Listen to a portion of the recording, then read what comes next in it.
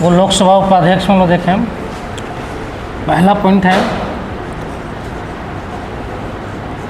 इसका निर्वाचन एवं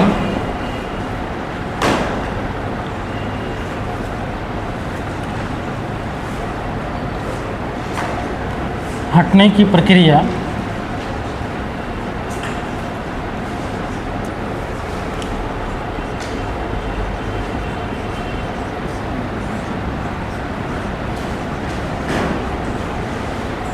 लोकसभा अध्यक्ष के समान है।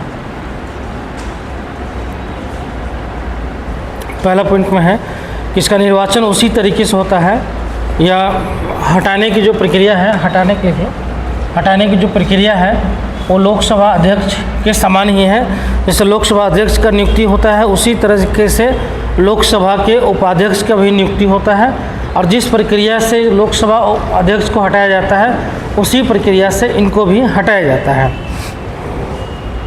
ठीक है। दूसरा है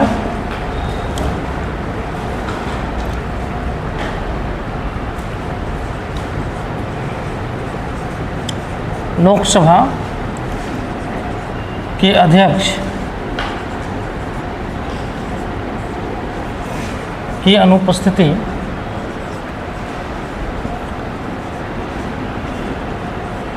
में यह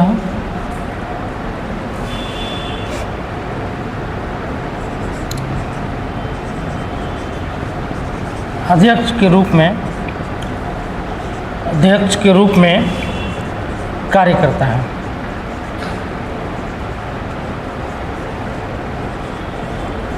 अध्यक्ष के रूप में कार्य करता है या जो है लोकसभा की बैठकों की अध्यक्षता भी करता है। ठीक है। अध्यक्ष के रूप में कार्य करेगा तो कैसा करेगा? लोकसभा की बैठकों की अध्यक्षता, लोकसभा की बैठकों की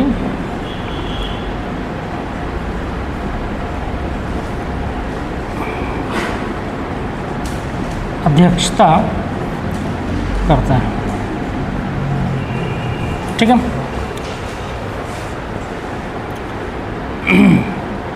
उस समय जो है जब यह अध्यक्ष के रूप में काम करेगा तो इसको वही शक्ति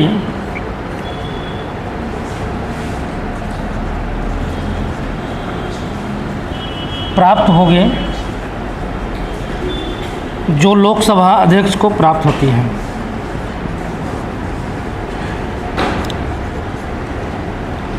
जो लोकसभा अध्यक्ष को प्राप्त होती है। ठीक है। तो इसको वही जो है शक्ति प्राप्त होगा या शक्तियाँ प्राप्त होगा जो लोकसभा अध्यक्ष को जो है प्राप्त होता है। तो सिंपल सा है इसका फार्मूला कि जो है लोकसभा अध्यक्ष की तरह जो है लोकसभा का उपाध्यक्ष भी होता है। ठीक है। इसका बस काम यही होता है कि जब लोकसभा का अध्यक्ष जो है अनुपस्थित रहता है बैठकों से, तो उसकी जगह में लोकसभा के उपाध्यक्ष क्या करता है? काम करता है। समझ में आया? तो लोकसभा के उपाध्यक्ष जो है लोकसभा के अध्यक्ष के रूप में काम करता है। ठीक है। और जो है वो पीठासीन अधिकारी होता है। अगर कार्रवाई चल रहा है, अब कोई जरूरी तो है नहीं, अब लोकसभा अध्यक्ष मान ली कार्रवाई जो है 10 घंटा चल रहा है, तो लोकसभा अध्यक्ष 10 घंटा बैठा रहेगा एक बार में? कभी तो उठ के जाएगा खाना खाने के लिए, कभी तो जो है कुछ काम होगा तो जाएगा, तो खाली तो हो जाएगा ना चेयर। तो उस चेयर पे कौन बैठेगा? कोई तो अल्टरनेटिव व्यवस्था होना चाहिए ना। तो अल्टरनेटिव व्यवस्था में क्या होता है कि लोकसभा का उपाध्यक्ष होता है। ठीक है। लोकसभा अध्यक्ष गया तो फिर लोकसभा अध्यक्ष वहाँ पे उपाध्यक्ष आ गया और फिर वो लोकसभा अध्यक्ष की तरह कार्य करता है। तो उसको जब वो कार्य करेगा वो कुर्सी पे, तो लोकसभा तो होता तो उपाध्यक्ष है लेकिन लोकसभा अध्यक्ष की तरह ही कार्य करता है। समझ में? सारा पावर उसको उस समय मिलता है। अगर उस समय कोई कार्रवाई कर रहा तो किसी को निलंबित भी कर सकता है। ठीक है। कोई मान लीजिए कि अगर बहुत बिहेवियर ख़राब है किसी का, तो उसको सदन से बाहर जाने की भी कर सकता है या उसके ऊपर कार्रवाई भी कर सकता है। तो सारा पावर उसके पास होता है। और इसका नियुक्ति कैसे होता है, जैसे लोकसभा अध्यक्ष का होता है उसी तरीके से इसका भी नियुक्ति होता है। और जैसे लोकसभा अध्यक्ष को हटाते हैं उसी तरीके से इनको भी हटाते हैं। कैसे? 14 दिन पहले नोटिस देंगे, 14 दिन के बाद जो है कार्रवाई होगा, मतलब चर्चा होगा, चर्चा के बाद जो है बहुमत से जो है उनको हटा दिया जाएगा। ठीक है। तो यही जो है लोकसभा उपाध्यक्ष का जो है पाठ है। ठीक है। अब इसके अलावा एक और होता है, लिख लिए,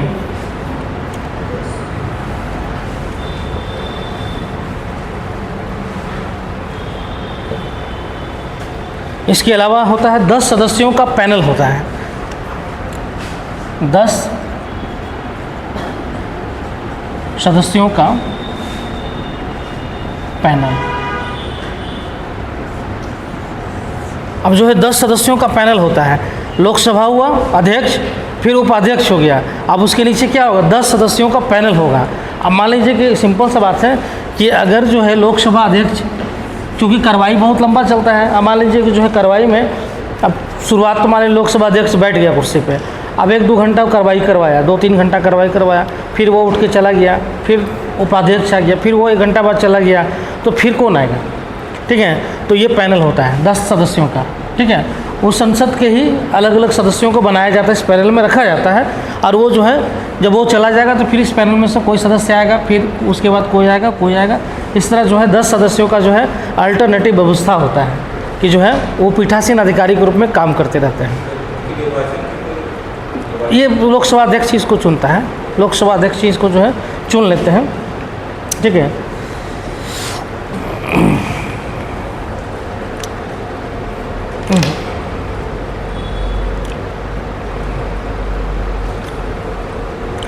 देखो पहला पॉइंट उसमें लिख लो, 10 सदस्यों के पैनल में यदि अध्यक्ष और उपाध्यक्ष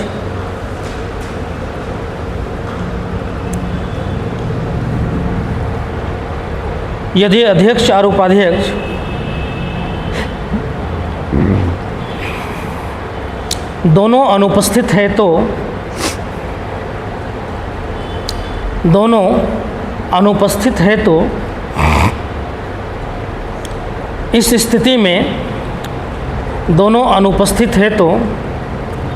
इस स्थिति में इस पैनल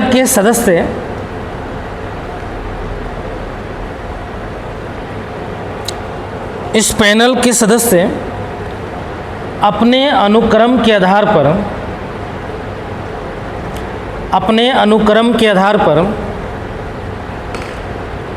बैठक की अध्यक्षता करते हैं। अपने अनुक्रम के आधार पर, मतलब जो नंबरिंग होता है, अपने अनुक्रम के आधार पर बैठक की अध्यक्षता करते हैं। दूसरा पॉइंट लिखिए, यदि अध्यक्ष एवं उपाध्यक्ष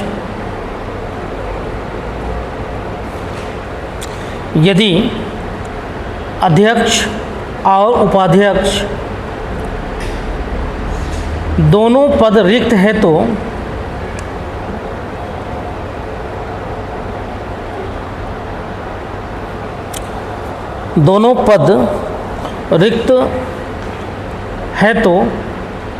इस स्थिति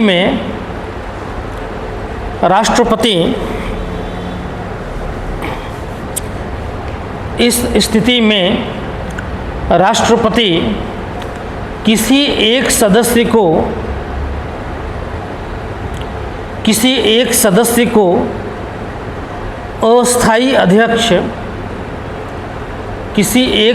को अस्थायी अध्यक्ष नियुक्त करता है।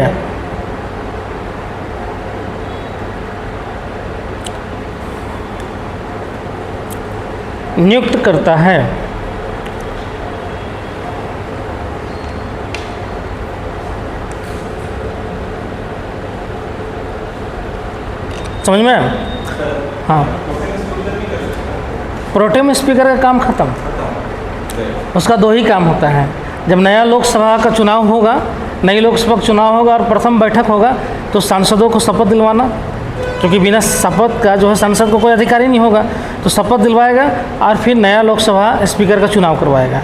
ये 2 काम के बाद उसका पद खत्म, उसके बाद कोई काम नहीं है। फिर अब 5 साल के बाद जो उसका पद क्रिएशन होगा, ठीक है। फिर राष्ट्रपति किसी को नियुक्त करे, बस इसी 2 काम के लिए इसको नियुक्त किया जाता है और उसका कोई काम नहीं होता है।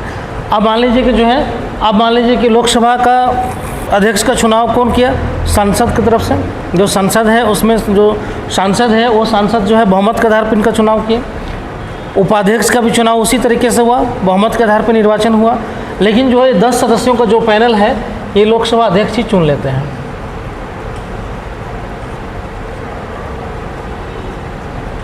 ये जो है लोकसभा का अध्यक्ष जो है सांसदों में से ही, अभी कोई जरूरी नहीं है कि मतलब जो है सत्ता पक्ष का ही हो, विपक्ष का भी सांसद को या सत्ता पक्ष का उसी में से चुनकर जो है 10 लोगों का पैनल बना लेते हैं। कि मान लीजिए कि अगर लंबा अगर सेशन चल रहा है, मान लीजिए लगातार 8 घंटा का चल रहा है, तो 2-2 घंटा का अलॉटमेंट होता है कि भाई 2 घंटा हम बैठ जाएंगे, क्योंकि बैठना आसान नहीं होता है, इतना शोरगुल होता है, हल्ला होता है कि 2 घंटा में कान फट जाएगा, है ना। देखते हो ना, कान मुँह लगा लेते हैं ईयरबड्स, मतलब इतना हल्ला होता है ना कि मतलब जो है आप समझ रहे हो, 200 सांसद एक साथ चिल्लाएगा, 200 सांसद एक साथ चिल्लाएगा मणिपुर, तो कान तो लगेगा मणिपुर बन गया, इसलिए सब लोग लगा लेता है, ये चिल्लाते रहिए, है ना। तो इसलिए जो है बहुत ज़्यादा समय तक नहीं रह सकता, इसलिए पैनल होता है। तो लोकसभा अध्यक्ष बैठा, फिर 2 घंटा बाद फिर वो चला गया, फिर उपाध्यक्ष आ गया, अगर है उपाध्यक्ष तो ठीक है, तो फिर पैनल से क्रम से कोई ना कोई आते रहता है, ठीक है। तो ये होता है। अब इसमें सबसे ज़्यादा फ़ायदा क्या होता है कि मान लीजिए कि लोकसभा जो है लोकसभा स्पीकर और डिप्टी स्पीकर जो है दोनों का पद रिक्त हो जाए। अब रिक्त तभी हो सकता है दोनों का पद कि मान लीजिए लोकसभा के अध्यक्ष को हटा दिया गया और लोकसभा का उपाध्यक्ष जो है डेट कर गया, यही होगा ना।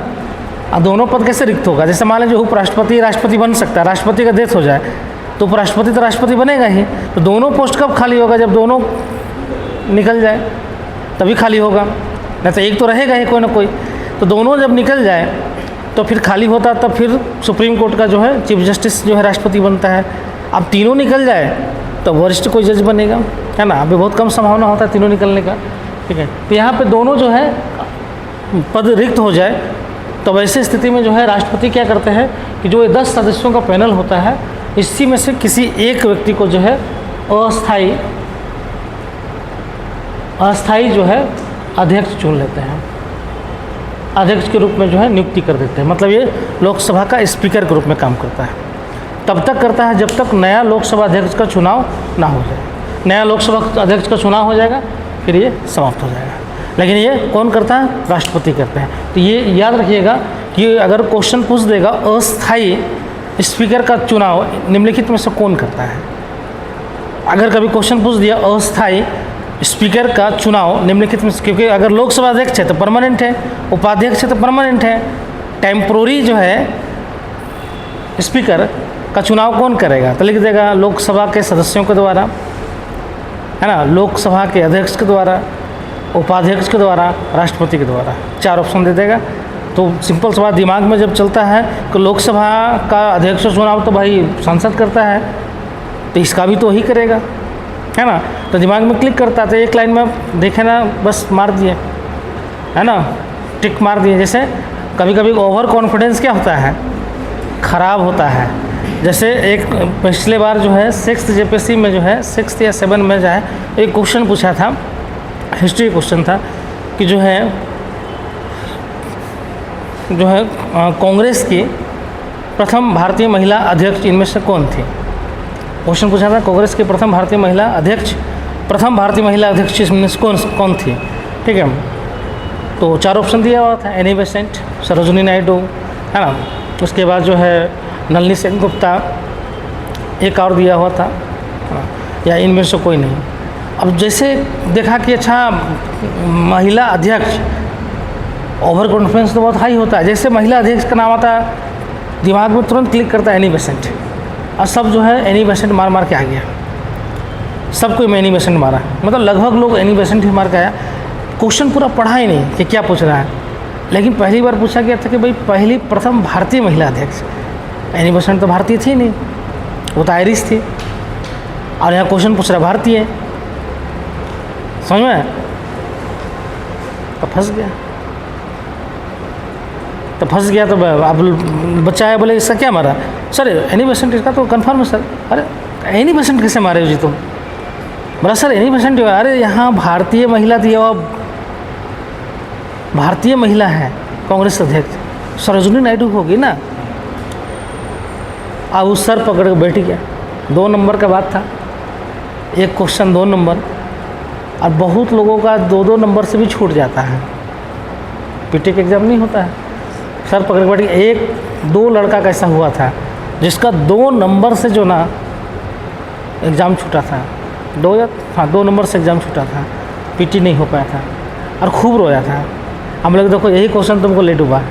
अगर ये क्वेश्चन ओवर कॉन्फिडेंस, क्योंकि जानते थे तुम, लेकिन ओवर कॉन्फिडेंस के कारण तुम गलत करके आ गए, तो 2 नंबर तुम घटे नहीं, तुम जो बढ़ना था उससे भी घट गए, और ये क्वेश्चन भी तुम्हारा घट गया, तुम डबल तुम्हारा नुकसान हो जाता है। ताकि दूसरा कोई तो 2 नंबर बढ़ा लिया ना, तुम 2 नंबर नीचे आए, दूसरा बढ़ा दिया, तो 4 नंबर का अंतर हो गया, नहीं हुआ? तुम 2 नंबर नीचे आ गए और दूसरा 2 नंबर बढ़ा लिया, तो 4 नंबर का अंतर आ गया, तो 2 क्वेश्चन का अंतर हो गया तुम्हारे में। तो इसलिए पीटी होने का एक ही कारण होता है, पीटी जो है उसी का होता है जो इजी क्वेश्चन गलत ना करे। इजी क्वेश्चन जो गलत किया वो वहीं से पीटी से बाहर हो गया। क्योंकि देखो टफ क्वेश्चन सबके लिए टफ होता है।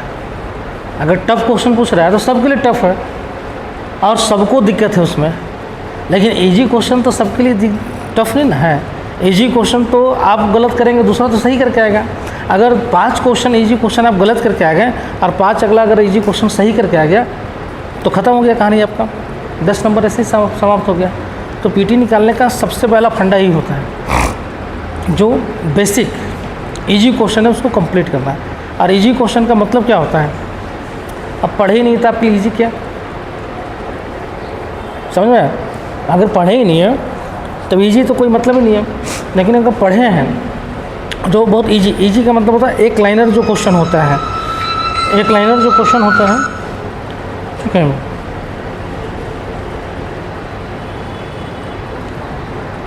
हेलो, हाँ हेलो, है आज, अच्छा हम फ़ोन करते हैं आपको। हाँ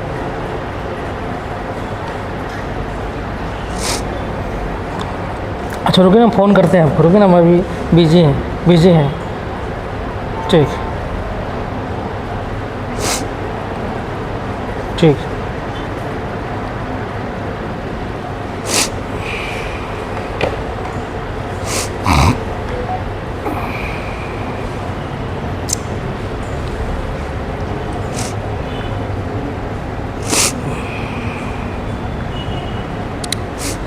ठीक है, तो यही चीज़ है कि जो है आपको ये करके रखना पड़ेगा कि जो है इजी क्वेश्चन गलत ना हो। हमेशा याद रखिए जो 1 लाइनर क्वेश्चन होता है, क्वेश्चन जो होता है वो सब जो है इजी क्वेश्चन होता है। जहाँ पे आजकल तो जेपीएससी भी अब पूछने लगा है कूट में, तो टफ क्वेश्चन है। अगर स्टेटमेंट वाइज 2 स्टेटमेंट अगर पता है तो आप कर लीजिएगा, नहीं पता है तो नहीं होगा, तो टफ क्वेश्चन हो गया ना।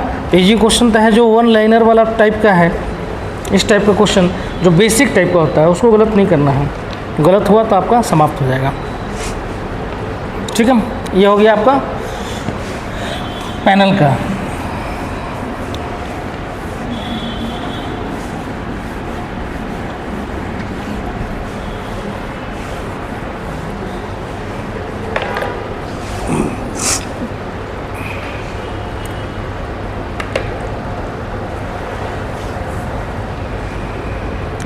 चलो नेक्स्ट लिखो, राज्यसभा का सभापति। थोड़ा थोड़ा सबको करवा देते हैं, ज़्यादा नहीं करवाएंगे। राज्यसभा का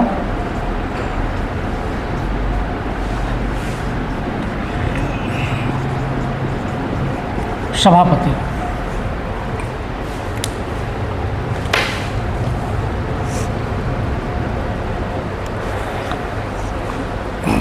देखिए, उपराष्ट्रपति राज्यसभा का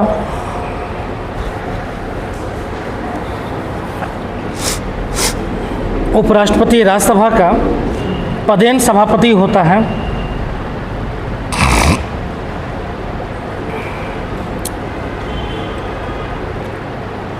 उपराष्ट्रपति राज्यसभा का पदेन सभापति होता है।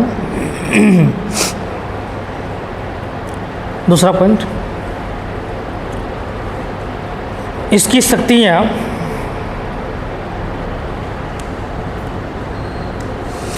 शक्तियाँ लगभग लोकसभा स्पीकर के समान ही होती है।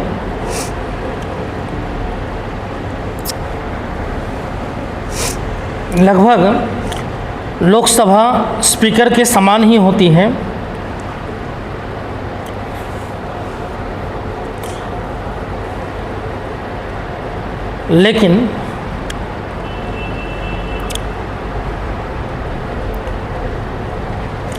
लेकिन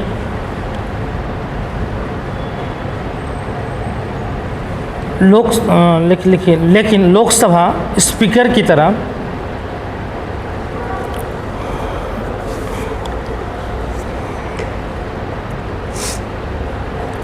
निम्नलिखित कार्य नहीं कर सकता है। निम्नलिखित कार्य नहीं कर सकता है।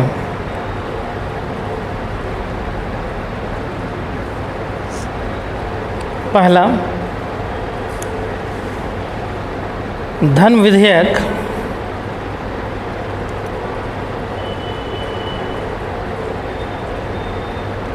को प्रमाणित नहीं कर सकता है।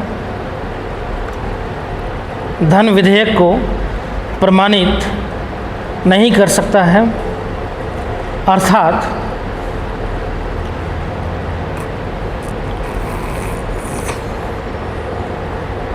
अर्थात कोई विधेयक धन विधेयक है या वित्त विधेयक,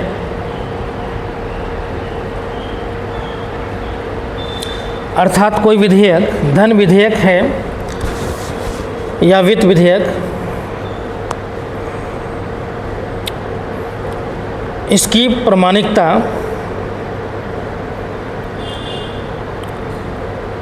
राज्यसभा के सभापति नहीं कर सकते हैं।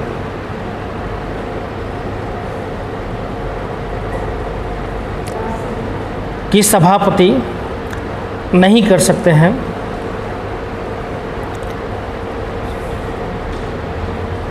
इसको प्रमाणित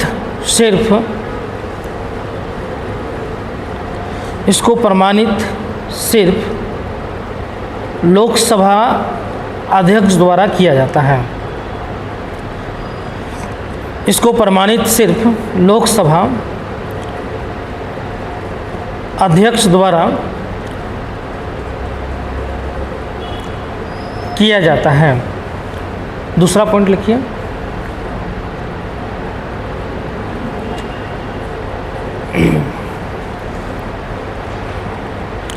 दूसरा पॉइंट लिखिए, जब राष्ट्रपति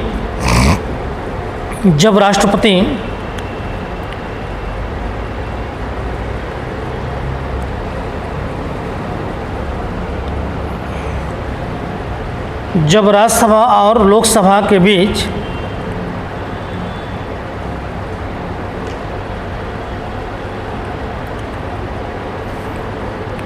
जब राष्ट्रपति लोकसभा और राज्यसभा के बीच किसी विधेयक को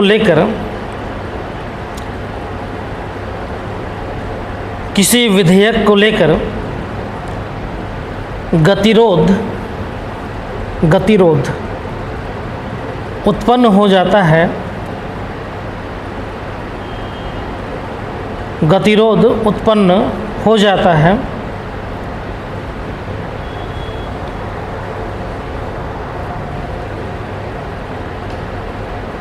तो संयुक्त बैठक का आयोजन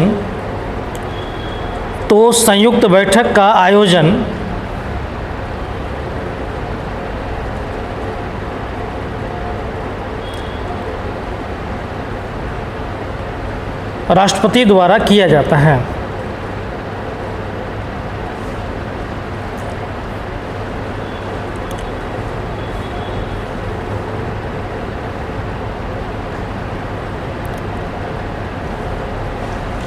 इस बैठक की अध्यक्षता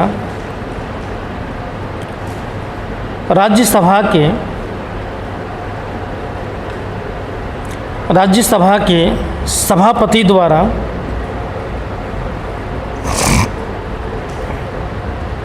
नहीं किया जा सकता है।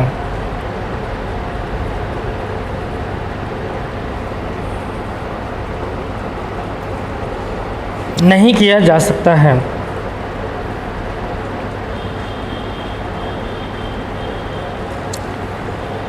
तीसरा पॉइंट लिखिए।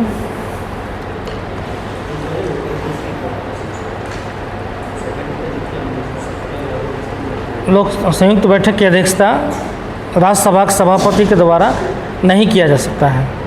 ये सिर्फ लोकसभा अध्यक्ष ही करता है। ठीक है, ये तो बताएं पहले भी। तो क्या नहीं कर सकता है? लोकसभा के जो है अध्यक्ष की तरह शक्ति तो प्राप्त है, लेकिन कुछ अपवाद भी है। ये अपवाद क्या है? लोकसभा अध्यक्ष जो है धन विधेयक को प्रमाणित करता है, तो राज्यसभा का उपसभापति नहीं कर सकता है। क्यों? क्योंकि लोकसभा में ही धन विधेयक या वित्त विधेयक को लाया जा सकता है, और प्रमाणित जो है लोकसभा अध्यक्ष ही करता है कि कौन सा विधेयक वित्त विधेयक है, कौन सा विधेयक धन विधेयक है। समझ में आया? दूसरा है संयुक्त बैठक का। संयुक्त बैठक कब होता है? जब गतिरोध हो जाए दोनों सदन में, है ना। जब दोनों सदन में गतिरोध होता है तब संयुक्त बैठक का आयोजन किया जाता है। तो उसकी अध्यक्षता कौन करेगा संयुक्त बैठक में? तो दिया हुआ है कि संयुक्त बैठक की अध्यक्षता जो है लोकसभा अध्यक्ष ही करेगा। और लोकसभा का जो नियम कानून है, जो नियम है, उसी नियमों के तहत जो है सदन संचालित होता है। राज्यसभा का सभापति जो है उस बैठक की अध्यक्षता नहीं करता है। समझ में? वहाँ पे अपवाद है, क्योंकि राज्यसभा का सभापति का पावर ही नहीं है। तीसरा है जो है तीसरा लिखो, लोकसभा अध्यक्ष की तरह लोकसभा अध्यक्ष की तरह संसदीय प्रतिनिधि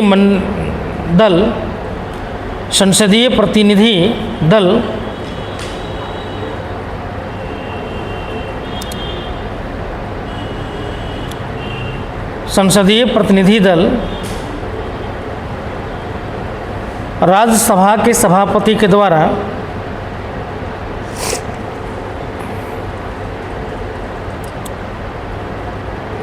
नहीं भेजा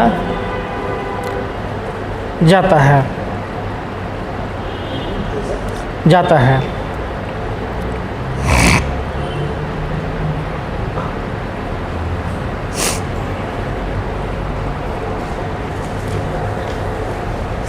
नहीं भेजा जाता है। समझ में? जैसे संसदीय प्रतिनिधि मंडल जो है लोकसभा के अध्यक्ष भेज सकता है, लेकिन राज्यसभा के सभापति नहीं भेज सकते हैं। उनको भेजने वो नहीं भेजते हैं, उनका नियम भी नहीं है। क्योंकि लोकसभा का चूँकि निर्वाचित सदस्य डायरेक्ट आता है, तो उनको जो है प्रतिनिधि मंडल जो है बनाकर भेजा जाता है। क्यों भेजा जाता है मालूम है ना? कि अलग अलग जो पार्लियामेंट है वहाँ पे जाकर वो सुचारू रूप से क्या क्या काम होता है वो देखते हैं। जैसे बहुत सारा प्रतिनिधि मंडल आता है ना, भारत में भी, भारत में अलग अलग देशों का प्रतिनिधिमंडल आता है, संसद प्रतिनिधिमंडल, और वहाँ पे आके यहाँ का कार्रवाई देखता है कि भारत में किस तरीके से जो है संसद के अंदर में कार्रवाई होता है। समझ में? तो देखता है कि भाई अब क्या दिखाएंगे उनको, इतना हो हल्ला होता है। तो एक समय था कि जो है बोला जाता है कि जब एक समय था जब नेहरू वगैरह का समय था, नेहरू चूँकि उनके समय में जो है ऐसे भी विपक्ष का दर्जा दे देते थे, लेकिन किसी पास होता नहीं था सीट वगैरह, ताकि विपक्ष को बहुत मिलता भी नहीं था। और बोला जाता कि नेहरू ये ऐसे व्यक्ति थे जो बोला जाता कि जब उनकी सरकार 1952 में बनी थी, तो 52 के सरकार बनने के बाद भी जो है उन्होंने जो है कई ऐसे मिनिस्टर्स को बनाए थे जो कांग्रेस पार्टी के नहीं था, दूसरे पार्टी के थे, और उनको मिनिस्टर्स बना दिए थे। क्या नाम? जैसे मान लें कि अभी आज के डेट में होगा, आज के डेट में बीजेपी किसी कांग्रेस को मिनिस्टर का पद देगा? नहीं देगा। उस समय वो दूसरे को दे देते थे, है ना। जिससे कश्मीर मामले में जो है मुखर्जी को दिए थे, श्यामा प्रसाद मुखर्जी को। अंबेडकर को भी जो है लॉ मिनिस्ट्री दिए थे, तो उस समय जो है दे देते थे वो मिनिस्टर के रूप में। तो बोला जाता था कि जब उनके समय में, बोला जाता है एक बड़ा अच्छा कहानी पढ़े थे हम जसवंत सिंह के समय का, कि जो है एक दिन क्या हुआ कि पार्लियामेंट चल रहा था और जो है क्या नाम है उनका, समाजवादी नेता थे, यूपी के थे, राम मनोहर लोहिया, है ना। राम मनोहर लोहिया थे, समाजवादी नेता थे, यूपी के बहुत कद्दावर नेता, बोलते बहुत तगड़ा थे, बहुत तगड़ा बोलते थे। मतलब बोल देंगे तो मतलब जो है पसीना छूटा, मतलब पसीना छूट जाए ऐसा बोलते थे। तो एक दिन जो है मतलब जो है बोला जाता है कि पार्लियामेंट चल रहा था, किसी इशू पे जो है चर्चा चल रहा था, नेहरू जी प्रधानमंत्री थे, तो उस किसी मुद्दे पर जो है थे दोनों दोस्त, अच्छा, लेकिन उस मुद्दे पर जो है इतना ज़्यादा बोले थे राम मनोहर लोहिया, संसद में इतना जो है तार कर दिए थे कि जो है मतलब जो है नेहरू गुस्सा गए। मतलब बोलता ना कि इतना तार मतलब बोलते ना छिछला लदी कर देना, मतलब उकेर के रख दिए। बोला जाता है कि नेहरू जो है रूठ गए, गुस्सा गए, समझ में, गुस्सा गए, तो बातचीत नहीं किए पार्लियामेंट में, पार्लियामेंट में बातचीत नहीं किए और उसके बाद जो है फिर निकल गए। शाम को जो है बोला जाता है कि शाम को जो है शायद राजीव गांधी का जो है बर्थडे था, छोटा था तो उनका बर्थडे था, तो बर्थडे का जो है शाम को पार्टी का आयोजन हुआ था और नेहरू जी जो है गुस्सा में राम मनोहर लोहिया को इनवाइट नहीं किए थे। बोला जाता है राम मनोहर लोहिया को फ़ोन भी नहीं किए थे, मतलब उनको निमंत्रण नहीं भेजे थे कि जो है आप बर्थडे में आइएगा। तो उसके बाद जो है बर्थडे पार्टी चल रहा था, बीच में जो है राम मनोहर लोहिया का गाड़ी पहुंच जाता है, कार से उतरते हैं, नेहरू देखते हैं कि राम मनोहर लोहिया आ गए, तो आ गए तो जो है तो होता है ना गुस्सा तो शांत हो जाता है ना, शाम तक गुस्सा शांत हो गया, गए लेने के लिए, हम गए तो लोहिया बोले कि अच्छा तुम नहीं बुलाओगे हमको तो हम नहीं आएंगे, हम तुम्हारे पास थोड़े आए हैं, हम अपना पोता का बर्थडे में आए हैं, है ना। अब बोल के फिर निकल गए। तो मतलब जो है फिर दोनों फिर मिल गए, है ना, मतलब फिर मनमुटाव तो होता है कभी कभी, लेकिन ये था कि पहले जो संसद में जो चर्चा होता था ना, चर्चा इतना खतरनाक होता था तो मतलब लोग सुनता था उसको बहुत ध्यान से, इतना मतलब अच्छा सा चीज़ उसमें निकल के आता था। एक बार बोला था कि अटल बिहारी वाजपेयी जी ही जो है, तो उनके शब्द में है कि अटल बिहारी वाजपेयी जो है एक बार संसद में इतना खतरनाक भाषण दिए थे नेहरू जी के सामने, यंग थे उस समय, नेहरू जी के सामने जो भाषण दिए थे बहुत खतरनाक भाषण, नेहरू जी बड़ा प्रभावित हुए थे, बाद में उसको बोले भी थे बहुत अच्छा भाषण दिए तुम, आगे चलकर तुम बहुत आगे करोगे, नाम कमाओगे, तुम भविष्य है तुम। तो तारीफ भी किया जाता था भाषण देने पर। आजकल तो अच्छा भाषण दे दो तो नाराज़ ना हो जाए, हाँ सही बोल रहा है, अच्छा भाषण कोई देगा तो हो हल्ला करके उसको दबा दिया जाता है। तो अब भाषण नहीं होना है, अब सिर्फ हंगामा होता है संसद में। इसलिए क्वेश्चन पूछता है यूपीएससी में, अभी तक जेपीएससी में नहीं पूछा है लेकिन यूपीएससी में पूछ दिया है कि वर्तमान समय में जो है, वर्तमान समय में जो लोकसभा की जो चर्चा, जो सार्थक चर्चा थी और जो गरिमा थी, वर्तमान समय में उसकी साख जो है गिरती जा रही है। आलोचनात्मक व्याख्या की है। तो क्वेश्चन ऐसा पूछा कि मतलब जो आज के समय में लोकसभा का जो गरिमा था और जो चर्चा होता था वो आज के डेट में वो कम हो गया है, उसकी साख कम हो गई है। अब लोग जो है, पहले लोग देखता था टीवी पे बैठ के कि क्या चर्चा हो रहा है, आज लोग नहीं देखता है। अरे क्या चर्चा, यही सब इन लोग का होगा, भेड़ धसान, आज कोई देखना नहीं चाहता है।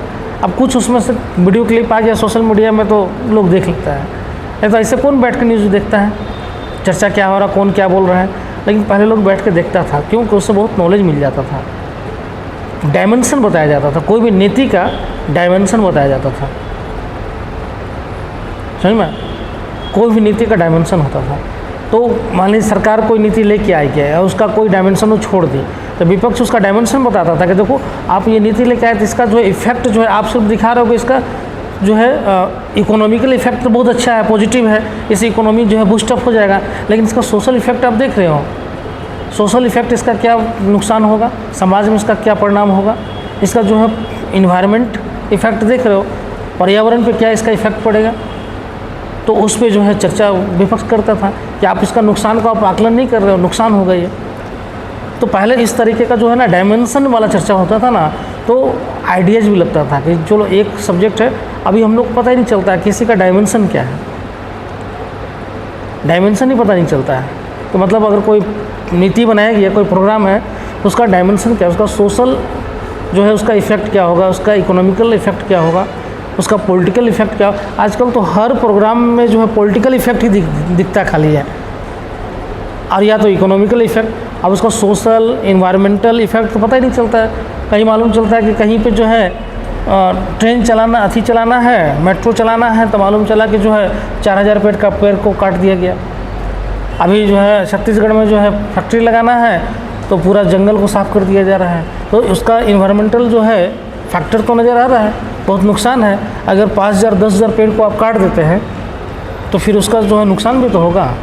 और आज के डेट में डेवलपमेंट में हम लोग बोलते हैं ना कि सस्टेनेबल डेवलपमेंट है ना, हम लोग बोलते हैं कि जो धारणीय हम लोग विकास की बात करते हैं, तो सस्टेनेबल डेवलपमेंट किस तरीके का होना चाहिए कि मतलब ऐसा थोड़े कि मतलब आज के डेट में हम सारा का सारा जो है क्या करें, बर्बाद कर दें, नहीं ना। मतलब हम लोग को क्या करना है, हम लोग को भावी पीढ़ी के लिए भी बचा के रखना है। अपना तो हमको पूरा करना ही है, भावी पीढ़ी के लिए भी बचा के रखना है, समझ में। इस तरीके का हम लोग को डेवलपमेंट करना होगा। तो मालूम चला कोयला है तो सब कोयला आज ही बेच दो विकास करने के चक्कर में, अब बाकी जो है ऊर्जा का संकट आ जाएगा। या तो अगर कोयला ख़त्म कर रहे हैं तो ऊर्जा का कोई विकल्प दे के जाइए। मान लीजिए आने वाला जनरेशन है, उसके पास विकल्प ही नहीं होगा, कोयला ही ख़त्म हो जाएगा, तो फिर क्या करेगा। तो या तो उसको विकल्प दीजिए, आप कोयला ख़त्म कर रहे हैं तो आप उसको सौर ऊर्जा दीजिए या अन्य कोई ऊर्जा का स्रोत दे दीजिए, ठीक है। तो उसको आपको भावी पीढ़ी को देख के करना पड़ेगा, ठीक है।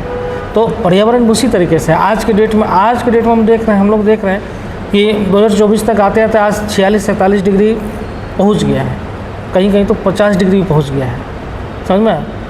तो आज से 20 साल के बाद क्या हालत होगा। तो हम लोग तो मान लो चलो निकल के चले जाएंगे, लेकिन हम लोग का जो जनरेशन होगा वो तो बचेगा, ख़त्म हो जाएगा। जहाँ 55-60 डिग्री पहुंच जाएगा तो समझ रहे हो बचना मुश्किल है।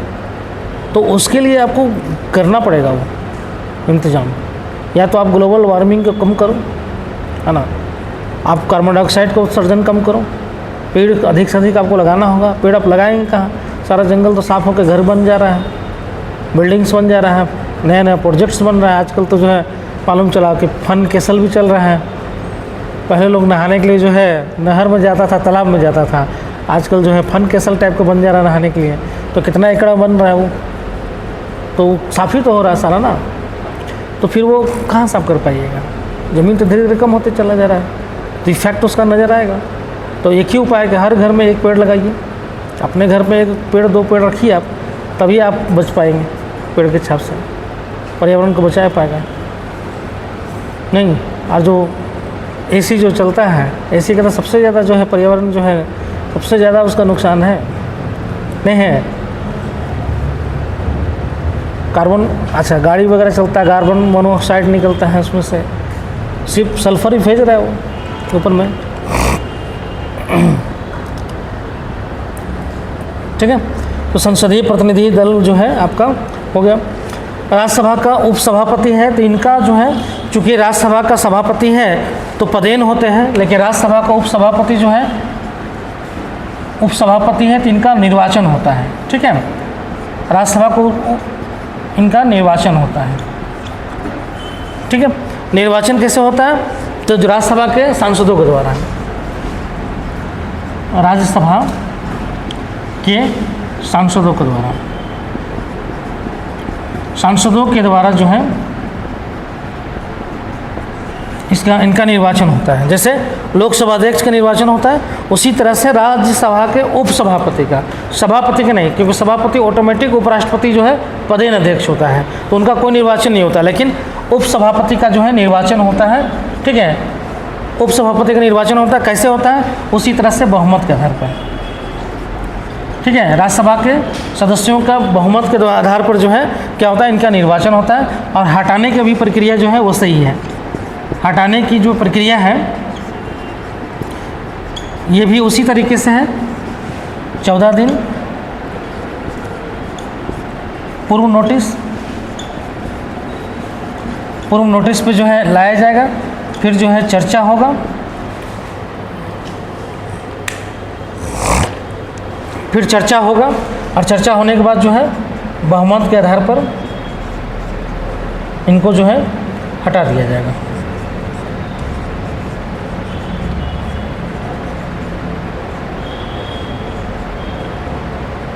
हटा दिया जाएगा बहुमत के आधार पर, ठीक है। यही है उपसभापति का। अब इनका जो है वही काम है जो उपाध्यक्ष का काम है कि सभापति की अनुपस्थिति में राज्यसभा की बैठकों की अध्यक्षता करते हैं, ठीक है। और उस समय जिस समय अध्यक्षता करेंगे उस समय इनका पावर जो है सभापति की तरह होगा, ठीक है। तो सभापति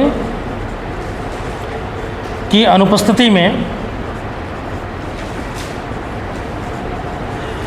में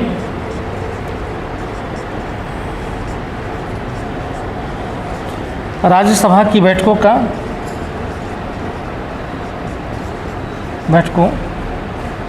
की अध्यक्षता करते हैं।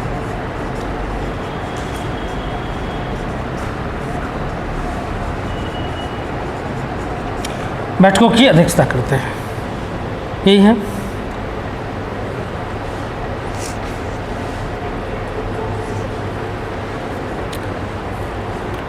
तो ये मोटा मोटी जो है इनका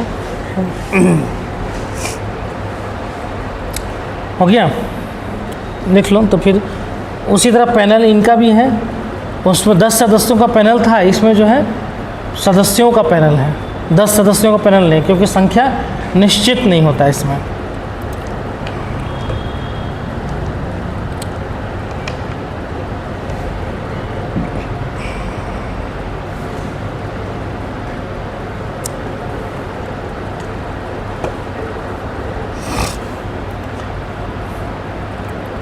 हो गया, हेडिंग लिखिए सदस्यों का पैनल।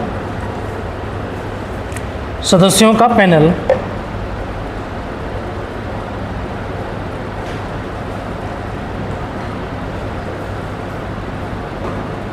देखिए, इस पैनल में पहला पॉइंट, इस पैनल में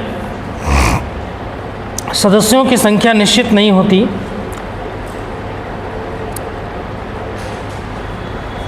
सदस्यों की संख्या निश्चित नहीं होती।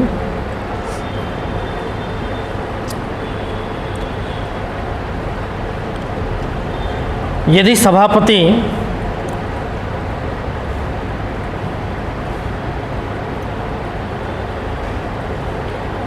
सभापति उपसभापति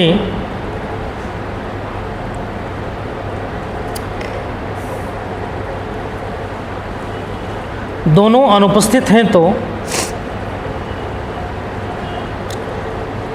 इस पैनल के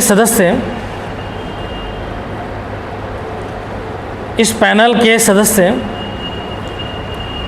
अपने अनुक्रम के आधार पर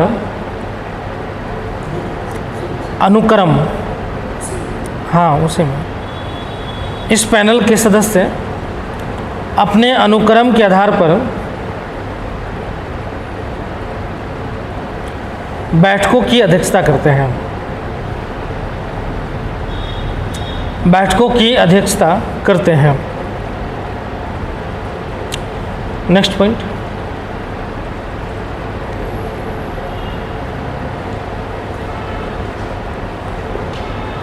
सभापति एवं उपसभापति दोनों पद रिक्त है तो सभापति एवं उपसभापति दोनों पद रिक्त है तो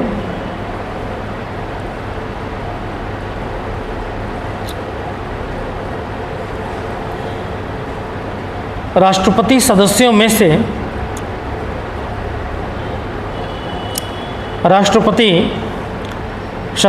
से किसी को अस्थायी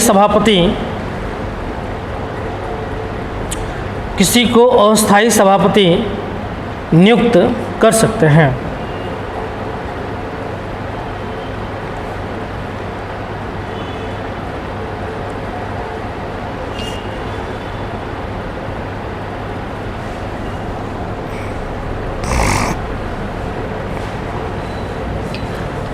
ठीक है। हम थोड़ा सुन लो का हम लोग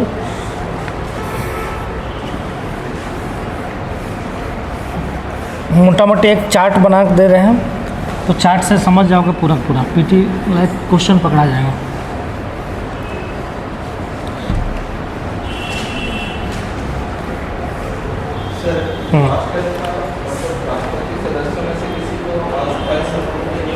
हाँ हाँ, नहीं सभापति के रूप में। हाँ, सभापति तो अगर जैसे राष्ट्रपति तो पदे न दे, अगर रिक्त है तब। अगर उपराष्ट्रपति भी नहीं है तो। हाँ, अगर जैसे दोनों पद रिक्त है, सभापति और उपसभापति का, तब चुना जाएगा, है ना, तब सभापति चुनेंगे ना। चलो इधर लिखो राज्यसभा,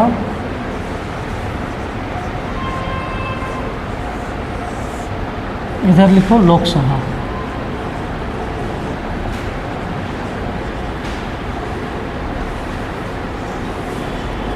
ठीक है, राज्यसभा और लोकसभा। आर्टिकल जो है 89, आर्टिकल 89, ठीक है।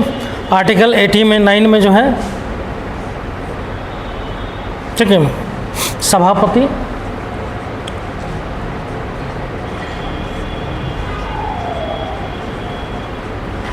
और उपसभापति, ठीक है, दोनों के बारे में दिया हुआ है। सभापति जो है कौन होता है, पदेन होता है, कौन, उपराष्ट्रपति, उपराष्ट्रपति, और उपसभापति जो है निर्वाचित होते हैं, ठीक है, निर्वाचित होता है, ये निर्वाचन होता है, ठीक है। नेक्स्ट आर्टिकल जो है 90,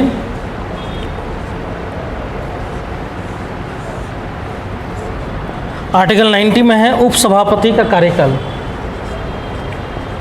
उपसभापति का कार्यकाल,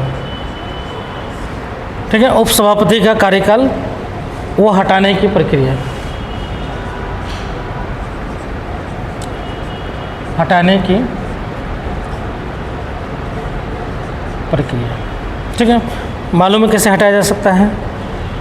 फिर है आर्टिकल 91,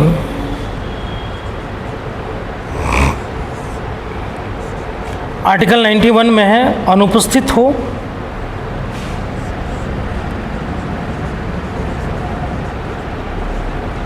अनुपस्थित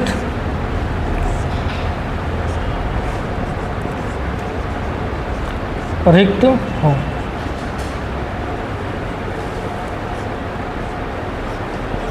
अनुपस्थित अगर होता है तो फिर क्या होगा, अगर जो है अनुपस्थित होगा, ठीक है, तो पैनल में से कोई सदस्य आएगा, है ना, पैनल में से कोई सदस्य आएगा, और अगर जो है दोनों का पद रिक्त हो, है ना, तो फिर राष्ट्रपति क्या करेंगे, राष्ट्रपति जो अस्थाई सदस्य जो है नियुक्त करेंगे, यही है ना।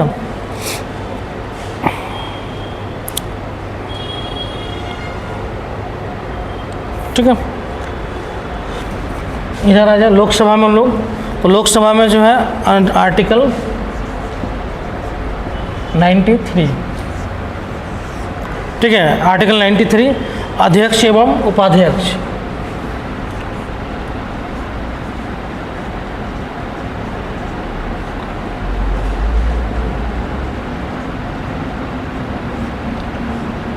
का निर्वाचन का जो है,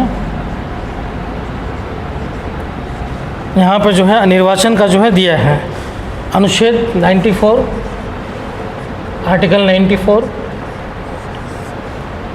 ठीक है। आर्टिकल 94 में जो है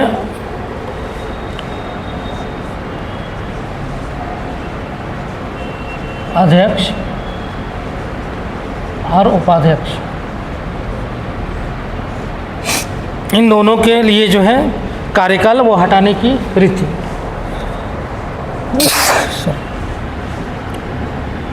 कार्यकाल एवं हटाने की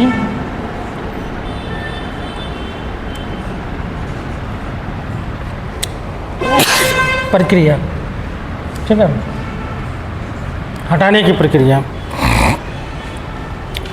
नेक्स्ट है आर्टिकल 95।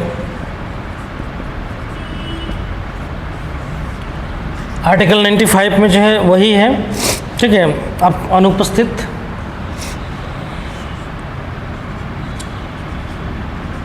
अनुपस्थित अगर हो है तो ऐसी स्थिति में जो है जो 10 सदस्यों का पैनल है उसमें से कोई होगा, और रिक्त अगर पद है, दोनों का रिक्त पद है तो जो है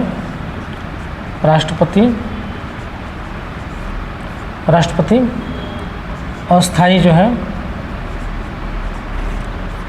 अध्यक्ष नियुक्त करेगा।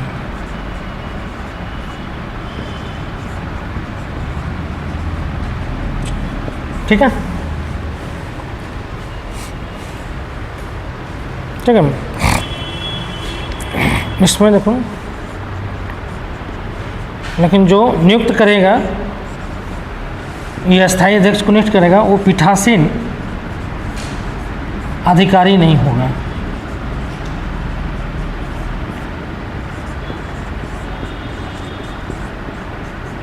पीठासीन अधिकारी नहीं होगा।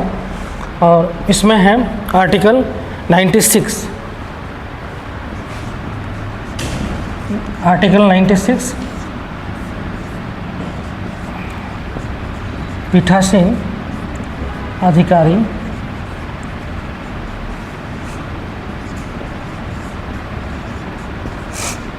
नहीं होगा।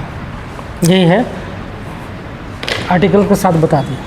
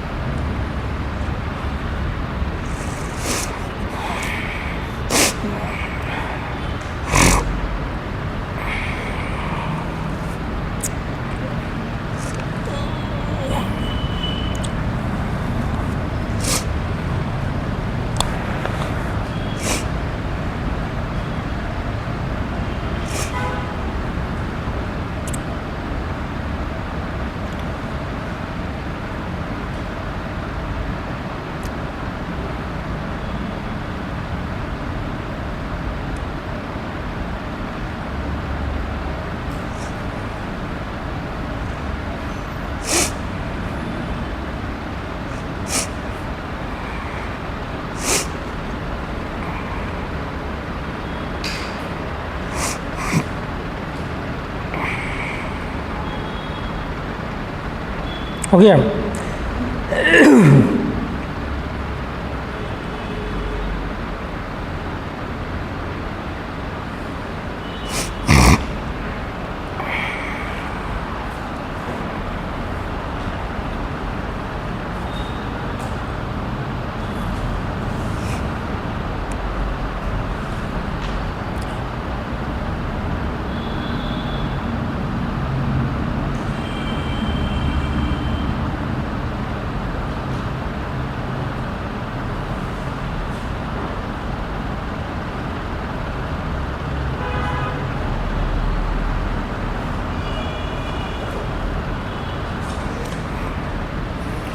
हो गया।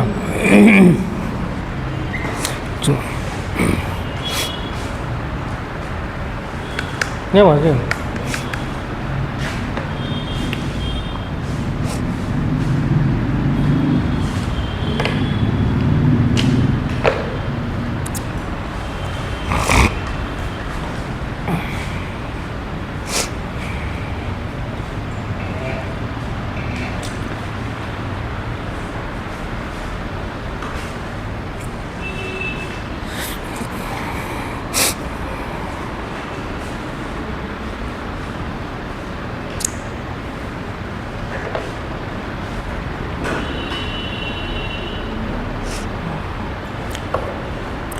छोटा छोटा चीज़ भी बता के निकल रहे हैं, क्योंकि जो है पीटी भी तुम्हारा कवर हो जाए। समझ में आया? मतलब मेंस तो कवर कर ही रहे हैं, छोटा छोटा चीज़ बता रहे हैं जो पीटी भी कवर हो जाए। मतलब पीटी में क्वेश्चन छोटा छोटा चीज़ बन जाता है, बेसिक चीज़ है। जैसे अभी ताज़ा ताज़ा है तो ताज़ा ताज़ा पे ताज़ा ताज़ा क्वेश्चन बनता है, ठीक है। जैसे अब जैसे पूछ देगा सदन का नेता, है ना,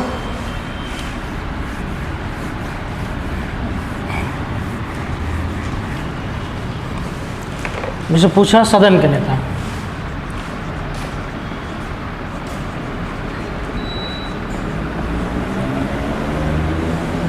भाई सदन में तो सदन का नेता होता है या विपक्ष का नेता होता है, तो सदन का नेता कौन? देखो प्रधानमंत्री जो है, प्रधानमंत्री जिस सदन का सदस्य होंगे, जिस सदन का सदस्य होंगे उस सदन का नेता जो है, उस सदन का नेता प्रधानमंत्री होंगे।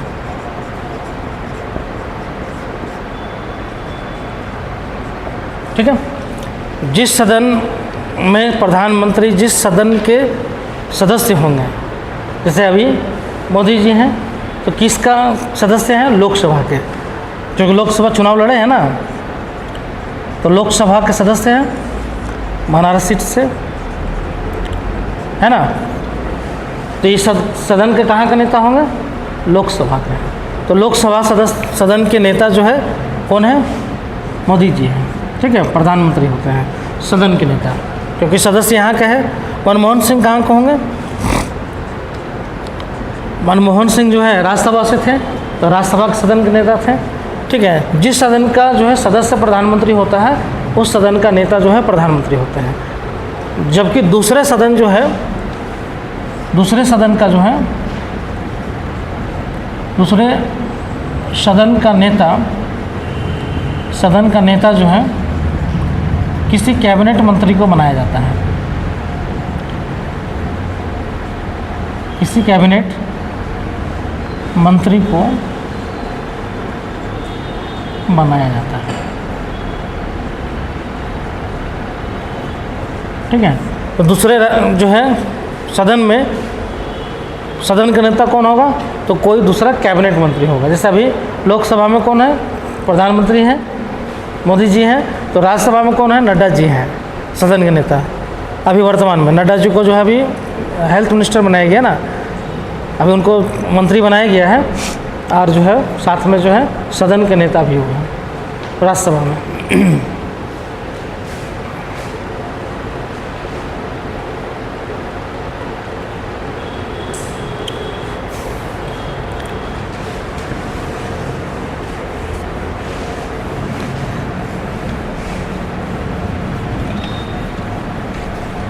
ठीक है, नेक्स्ट है विपक्षी दल।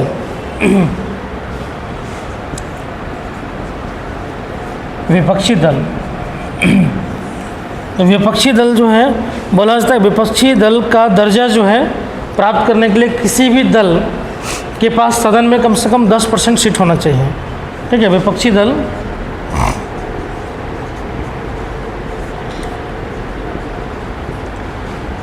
का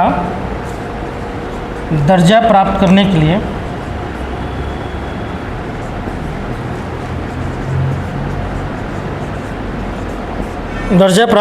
लिए किसी दल के पास